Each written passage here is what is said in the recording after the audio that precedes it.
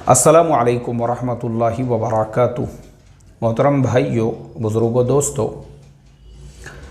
एक शेर, सबसे पहले मैं आपको वो शेर सुनाता हूँ, उसके बाद फिर मैं आपको आगे जो मोटिवेशनल कहानी सुनाने वाला हूँ तो आपके अच्छे तरीक़े से समझ में आएगी। किसी शायर ने कहा है, मंजिल उन्हीं को मिलती है जिनके सपनों में जान होती है। मंजिल उन्हीं को मिलती है जिनके सपनों में जान होती है। पंखों से कुछ नहीं होता, पंख यानी पर, ये जो पर होते हैं ना, पंखों से कुछ नहीं होता, हौसलों से उड़ान होती है। आदमी के हौसले ऊंचे होना चाहिए। उन हौसलों की बुनियाद पे फिर वो अल्लामा इकबाल ने कहा कि नहीं तेरा नशेमन कसरे सुल्तानी के गुंबद पर, तू शाही है बसेरा कर पहाड़ों की चट्टानों में। मेरे मोहतरम दोस्तों, कुर्ची के सफ़र से आज दोपहर में हमारी वापसी हुई। और सफ़र जो होता है इंसान का, वो एक क्लासरूम होता है। नए नए तजुर्बात, नई नई बातें सीखने के लिए मिलती है। अब हमारा सफ़र भी वैसा ही था। हम लोग कार से जाने वाले थे, लेकिन हमारे एक साथी मुफ्ती इमरान साहब, उनकी तबीयत नासाज हो गई, जिसकी वजह से हमको वो कैंसिल करना पड़ा।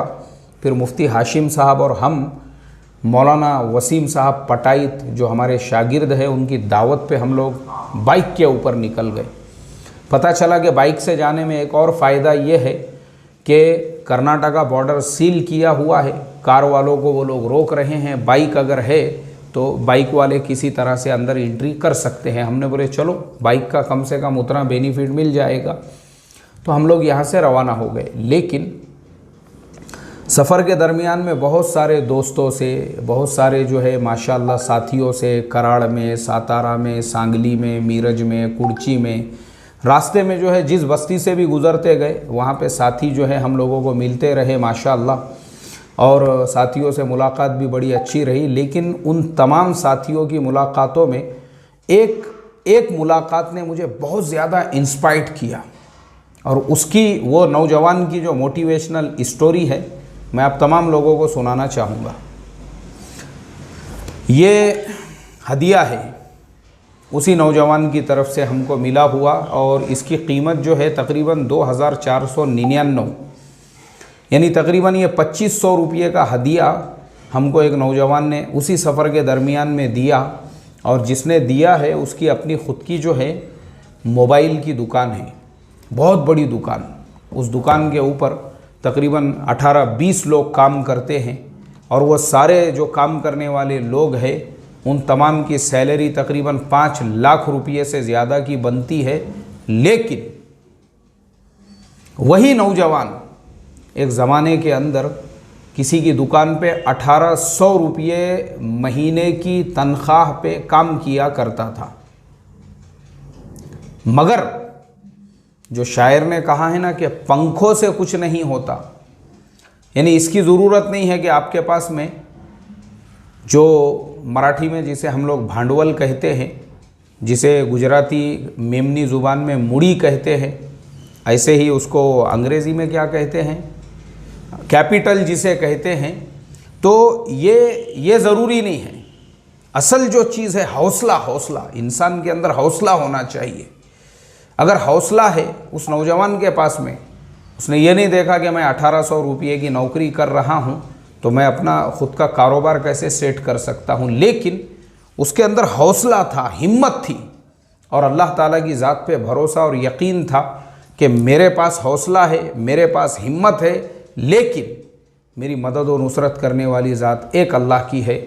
नौजवान ने आगे कदम बढ़ाया और बढ़ाते बढ़ाते माशाअल्लाह मेरे दिल की गहराइयों से उस नौजवान के लिए दुआएं निकली। मैंने कहा, अय अल्लाह, ये जो नौजवान हैं ये पूरे कौम के लिए एक मोटिवेशन है। वो हमारे जो नौजवान बुढ़े हो रहे हैं, टकले, उनके पूरे टकले हो रहे हैं, बाप की जान पे रोटियां चुर चुर के खा के, और 12 बजे और 1 बजे बिस्तरों में से उठ के, और रात में 4-4 बजे तक होटलों के टेबल रगड़ रगड़ के और घस घस के पूरी ज़िंदगी जा रही है उनकी। ऐसे टकले हो रहे हैं क्योंकि मैं बहुत सारे ऐसे लोगों को जानता हूँ, पहचानता हूँ, जिनको मैं आज से 1 साल पहले मिला था तब भी वो परेशान थे कारोबार को लेकर, 5 साल पहले मिला था तब भी वो परेशान थे कारोबार को लेकर, 10 साल पहले मिला था तब भी वो परेशान थे कारोबार को लेकर, 20 साल पहले मिला था तब भी वो परेशान थे कारोबार को लेकर, और आज भी वो परेशान है कारोबार को लेकर। बहुत सारे लोग ऐसे हैं जिनको मैं जानता हूं, आज से 1 साल पहले भी वो ऑटो रिक्शा चलाते थे, 5 साल पहले भी ऑटो रिक्शा चलाते थे, 10 साल पहले भी ऑटो रिक्शा चलाते थे, 15 साल और 20 साल पहले भी ऑटो रिक्शा चलाते थे। वो ऑटो रिक्शे से टाटा 407 और टाटा 407 से अशोक लीलैंड और अशोक लीलैंड से जो है बड़ी गाड़ी तक वो पहुँचे नहीं। मर्सिडीज़ बस वगैरह जो आती है, अपना खुद का ट्रांसपोर्ट का कारोबार, नहीं पहुँचे वहाँ तक। वो कल भी ऑटो रिक्शा चलाते थे, आज भी ऑटो रिक्शा चलाते हैं। और ऐसे लोगों से अगर आप मिलेंगे तो वो एक ही जुमला कहेंगे, नहीं नहीं अपने लोग कर नहीं सकते ये सब, अपना थोड़ी काम है, वो अपने बस की बात ही नहीं है वो। यानी हौसलों को तोड़ने वाली, उम्मीदों को तोड़ने वाली। लेकिन ये जो नौजवान हैं जिन्होंने इतना कीमती तोहफा हमको हदिये में दिया है, ये वो नौजवान हैं जिन्होंने अपनी नज़रों के सामने ये सब चीज़ों को कोई अहमियत नहीं दी। उन्होंने काम चलेगा नहीं चलेगा, लेकिन हमारे नबी ने जो फरमाया कि ईमानदारी के साथ में तिजारत करो और कारोबार करो, उसको उन्होंने अपने नज़रों के सामने रखा। और वो जो शेर है अल्लामा इकबाल का, यकी मोहकम अमल पे हम, मोहब्बत फातिह आलम, जिहाद जिंदगानी में है ये मर्दों की शमशीरें। उन्होंने उसी को अपने नज़रों के सामने रखा कि यकीन एकदम मजबूत, और काम जो है वर्क इन प्रोग्रेस, यानी कंटिन्यूसली काम करते रहे और कस्टमर्स के साथ प्यार से, मोहब्बत से, इकराम से, रिस्पेक्ट से। तो आज उनके एक एक दुकान पे, अच्छा मैं बताना भूल गया आपको, मैंने तो सिर्फ एक दुकान का हाल बताया, अल्लाह ने उस मकाम पे पहुंचाया कि तकरीबन आज उनकी 3 बड़ी बड़ी ब्रांचें हैं। वैसी ही 3 बड़ी बड़ी दुकानें हैं जहाँ पे जो है कई मजदूर काम करते हैं रोज़ाना। 20-20 लोग आज उनके अंडर में, उनके साथ में काम कर रहे हैं। एक एक दुकान की जो खाली मजदूरों की सैलरी है वो 5 लाख रुपये से ज़्यादा की बन रही है।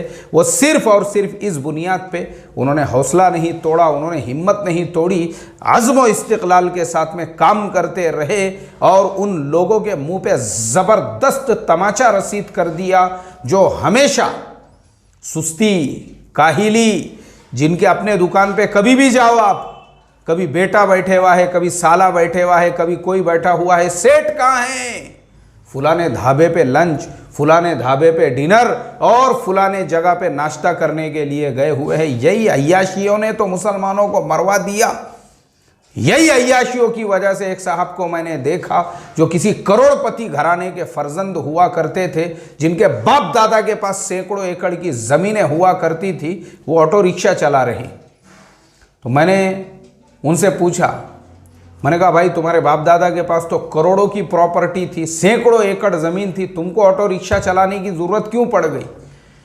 बोले मौलाना वो करोड़ों की प्रॉपर्टी और सैकड़ों एकड़ ज़मीन को जो है मुर्गों ने खा गई। मैं बोला मुर्गों ने खा गए? बोले हाँ मुर्गों ने खा गए। मैं बोला यार समझ में नहीं आया मेरे। बोले मौलाना कैसा था?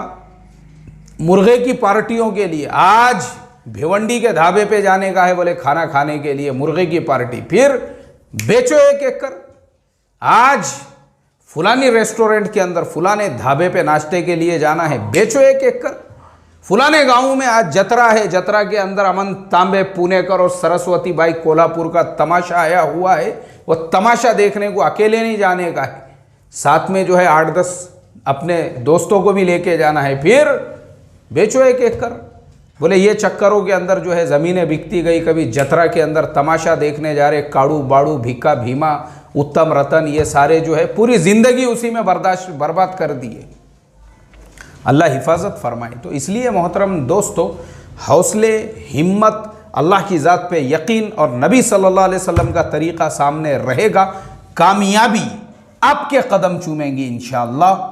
अल्लाह तबारक व ताला ये नौजवान जिसने इतने खुलूस के साथ हमको हदिया और तोहफ़ा दिया, हमारी दुआएं उसके लिए है। आज उसके पास में अगर 3 दुकानें हैं, हम अल्लाह से दुआ करते हैं, हे अल्लाह उसको अपने खुद के प्रोडक्ट्स का तू ओनर और मालिक बना, कि उसके अपने नाम का प्रोडक्ट मार्केट में आए और उसके नाम का प्रोडक्ट पूरी दुनिया में तू चला।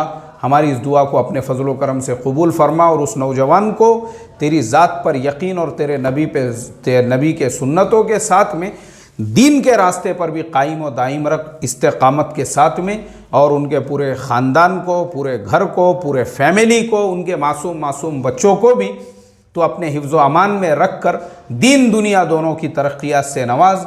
आमीन सुम्मा आमीन। अस्सलामु अलैकुम व रहमतुल्लाहि व बरकातुहू।